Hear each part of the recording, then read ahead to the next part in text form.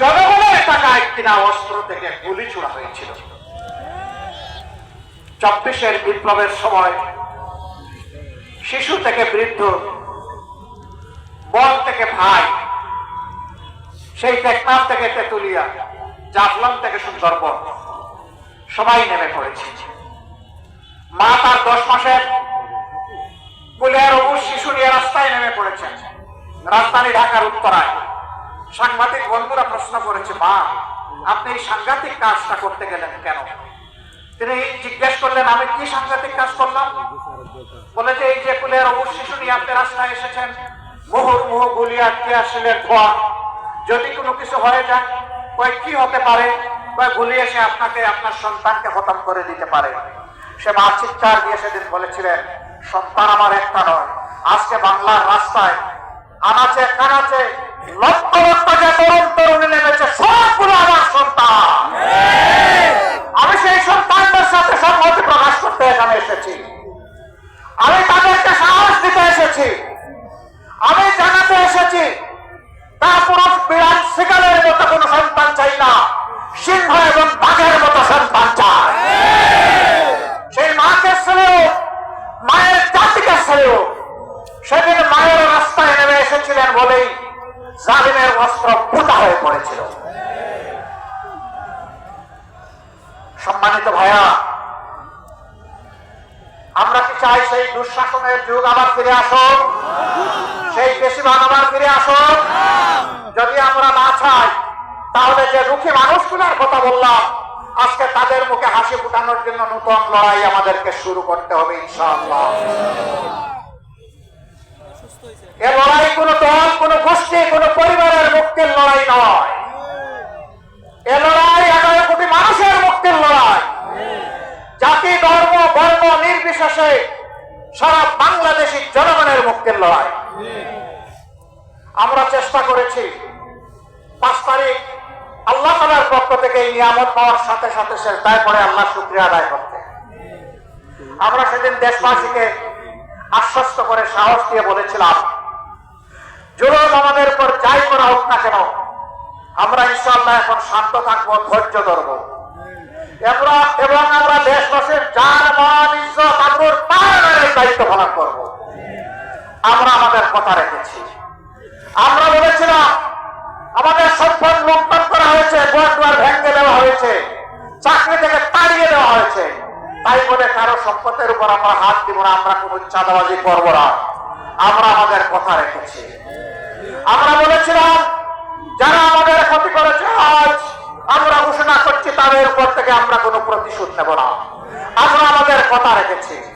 আমরা বলেছিলাম, আমরা মামলা দিয়েও এত কোন নাগরিককে আমরা কষ্ট দেব না, হয়রানি করবো না। আমরা আমাদের কথা রেখেছি। আমরা সেটা করিনি। আমরা বলেছিলাম, এই দেশ শুধু মুসলমানদের নয়, অবশ্যই মুসলমান এখানে সংখ্যাগরিষ্ঠ, কিন্তু মিলেমিশে ফুলের বাগান আরো 3টি ধর্মের লোক এখানে বসবাস করেন। আমরা তাদের জীবন, ইজ্জত এবং সম্পদের পাহারাদার হয়ে দাঁড়িয়ে গেলাম। কোন দুর্বৃত্ত তাদের দিকে চোখ তুলে তাকাতে পারবে না, কোন হাত তাদের দিকে বাড়াতে পারবে না।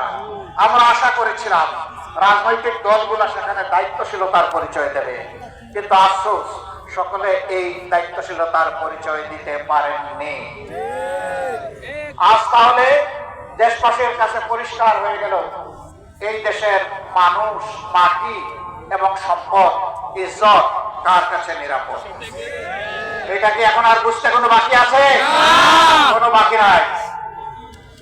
যুবক বন্ধুরা, তোমরা বুক ছিটিয়ে লড়াই করে আমাদেরকে মুক্তি এনে দিয়েছ, তোমাদেরকে মোবারকবাদ।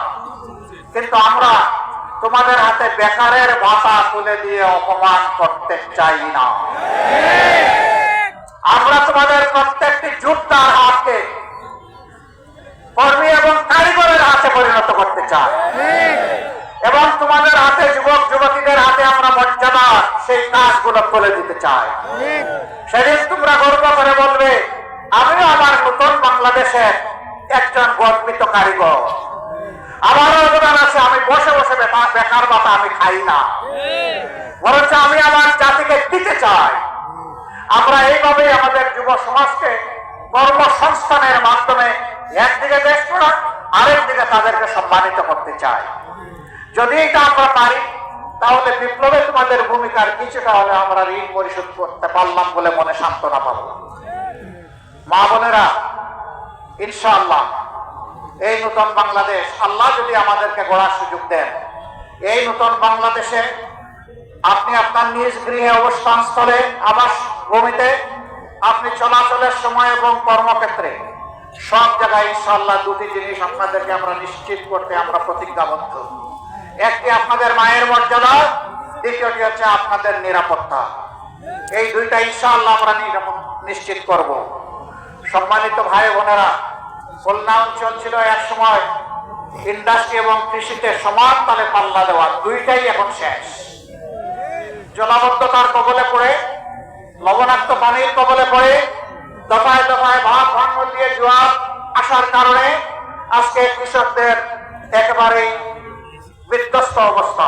আর শিল্পের কথা আগেই বলেছি, আল্লাহ যদি আমাদেরকে এই দেশের খেদমতের দায়িত্ব দেন, আমরা কথা দিচ্ছি আপনাদের সাথে বসে আপনাদের সাথে ডায়ালগ করে কোন কাজটা আগে করলেও এই এলাকার উন্নয়ন হবে, দেশের উন্নয়ন হবে, আমরা তা ঠিক করবো। অগ্রাধিকারের ভিত্তিতে আপনাদের সম্পদ আপনাদের হাতে তুলে দিব উন্নয়নের জন্য ইনশাআল্লাহ। এটা আমাদের বাপ দাদার সম্পদ হবে না, এটা হবে জনগণের সম্পদ, এবং প্রত্যেকটি সম্পদের বাজেটে আমাদের কাছ থেকে জবাব নেওয়ার অধিকার আপনাদের নিশ্চিত করা হবে ইনশাআল্লাহ। আমরা ঘোষণা করেছি আমাদের কোন মন্ত্রী এমপি যদি আল্লাহ কবুল করেন তাহলে সরকারি তহবিল বলতে কিছুই নেই, জনগণের সম্পদের দিকে চোখ তুলে আমরা তাকাবো না। আল্লাহ যা হালাল ভাবে আমাদেরকে দিবেন তাই নিয়ে ইনশাআল্লাহ আমরা জনগণের খেদমত চালিয়ে যাবো এবং আল্লাহ সাহায্য নিশ্চিত ভাবে আমরা পাবো। আমরা সম্মানের সাথে